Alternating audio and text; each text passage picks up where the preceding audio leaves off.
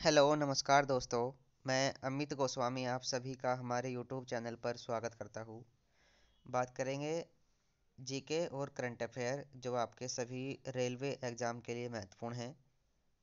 आपके जो आने वाली परीक्षाएं हैं जैसे ALP, NTPC, RPF, SI, constable, technician की 9000 वैकेंसी, इन सभी के लिए जो जीके या फिर करंट अफेयर महत्वपूर्ण बन सकता है पिछली परीक्षाओं को देखते हुए, वो हम यहाँ पर कवर करेंगे।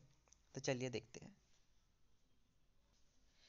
तो एक तो हम ऐसे आपके जीके और करंट अफेयर के लिए वीडियोस लेकर आते रहेंगे, और दूसरा हम स्टार्ट करेंगे जो आपका जीके का सिलेबस होता है उसमें किसी एक टॉपिक से जितने भी संभावित प्रश्न बनेंगे उन सबको कवर करते रहेंगे। पहला प्रश्न है, भारत सरकार किस स्थान पर वर्ल्ड फूड इंडिया 2023 का आयोजन करेगी? तो ये करेगी नई दिल्ली के अंदर, जो ये हुआ है 3 से 5 नवंबर 2023। इसके अगर विषय की बात कर ले तो प्रोसेसिंग फॉर प्रोस्पेरिटी इसका विषय रहा था। अगला प्रश्न है, कौन सा अनुच्छेद सार्वजनिक स्वास्थ्य में सुधार से संबंधित है? तो अनुच्छेद जो 47 है वो सार्वजनिक सुधार में संबंधित है, और ये जो भारत के नीति निर्देशक सिद्धांत है उसके अंतर्गत आता है। संविधान का जो भाग 4 है यानी कि अनुच्छेद 36 से 51, ये भारत के नीति निर्देशक सिद्धांत है जो भाग 4 के अंतर्गत आते हैं।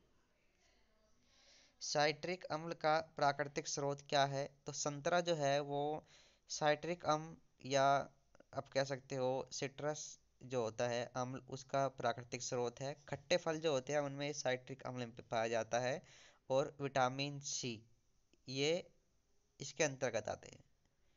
और स्कर्वी रोगों को रोकथाम में मदद करता है विटामिन सी, या फिर जो आपके ये खट्टे जो फल होते हैं।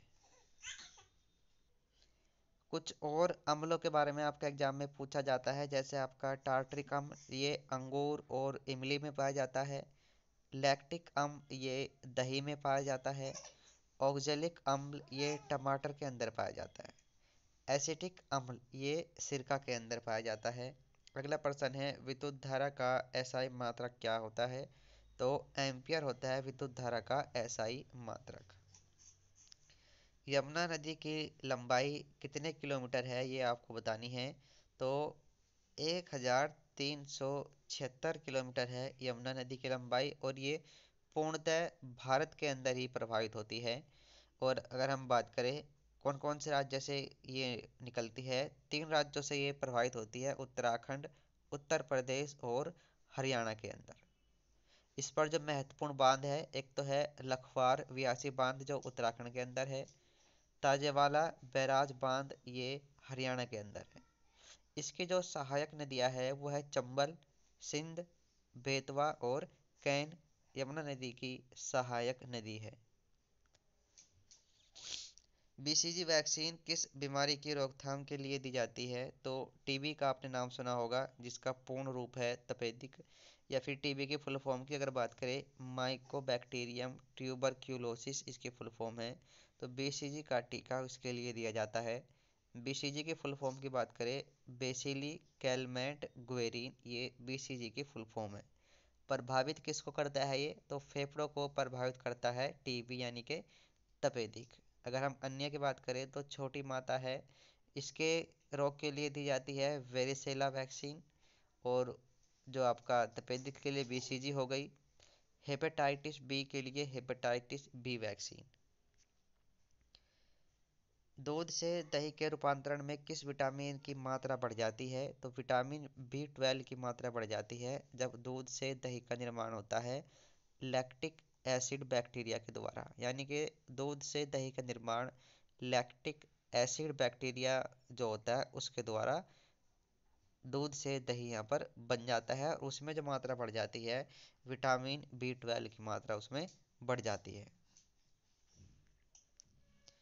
किस समिति द्वारा प्रभावित राजस्व घाटा की अवधारणा पेश की गई थी? तो रंग राजन समिति थी जिसने प्रभावी राजस्व घाटे की जो है धारणा पेश की थी, और ये 2011 और 2012 का जो बजट था उसमें पेश की गई थी। Drop of the last cloud पुस्तक के लेखक कौन है? तो संगीता जी ये है drop of the last cloud पुस्तक की लेखिका। किडनी के अध्ययन को क्या कहा जाता है? तो किडनी के अध्ययन को हम नेफ्रोलॉजी कहते हैं। और अगर हम बात करें शरीर उत्सर्जन प्रणाली आप कह सकते हो उसका हिस्सा है, यानी कि गंदे पदार्थों को हमारे शरीर से उत्सर्जित करने में महत्वपूर्ण योगदान रहता है किडनी का, छानने का काम करती है ये। आगे बात कर लेते हैं, जल से धूल और अन्य कणों को छानने के लिए प्रयोग की जाने वाली विधि का नाम क्या है? तो उस विधि को कहा जाता है निस्पंदन। एक उर्ध्वपातन विधि आपने देखा होगा एग्जाम में, आपको बहुत बार देखने को मिलेगी।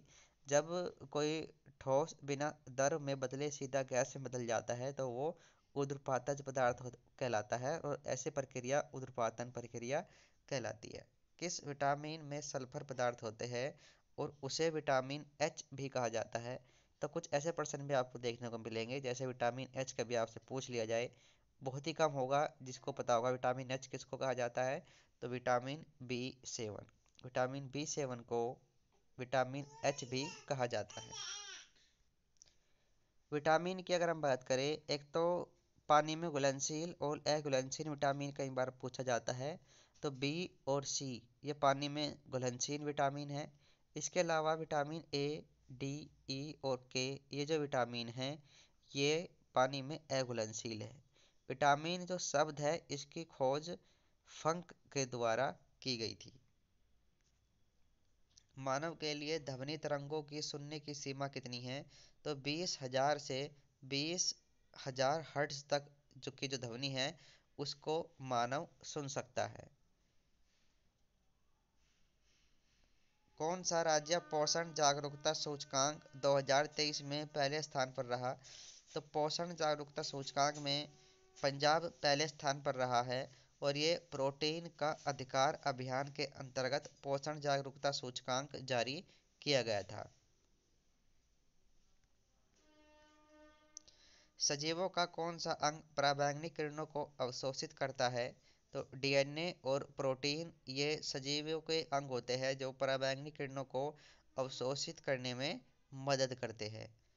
आईएमडी की 2023 विश्व प्रतिभा रैंकिंग में भारत का स्थान क्या है? तो आईएमडी की विश्व प्रतिभा रैंकिंग में भारत का स्थान 2023 के अंदर है 56वां, और 2022 में था भारत का स्थान 52वां। आईएमडी की फुल फॉर्म की बात करें, international institute for management development इसकी फुल फॉर्म है। 2023 में पहले स्थान पर कौन रहा है? तो स्विट्जरलैंड रहा है, और लग्जमबर्ग जो है वो दूसरे स्थान पर रहा है। भारत में राजकोषीय उत्तरदायित्व और बजट प्रबंधन अधिनियम किस वर्ष पारित किया गया था? तो 2003 के अंतर्गत ये पारित किया गया था। किस राजवंश को चार मीनार के निर्माण का श्रेय दिया जाता है? तो कुतुब शाही राजवंश को चार मीनार के निर्माण का जो है श्रेय दिया जाता है। 1591 में सुल्तान मोहम्मद कुली कुतुब शाह के द्वारा चार मीनार का निर्माण किया गया था। क्यों किया था? इनकी जो पत्नी थी भागमती, उसके सम्मान में मोहम्मद कुली कुतुब शाह ने चार मीनार का निर्माण किया था। ऐसा भी माना जाता है कि जो चार स्तंभ होते हैं चार मीनार के अंदर, इस्लाम के जो पहले चार खलीफा है उनको समर्पित ये किए जाते थे।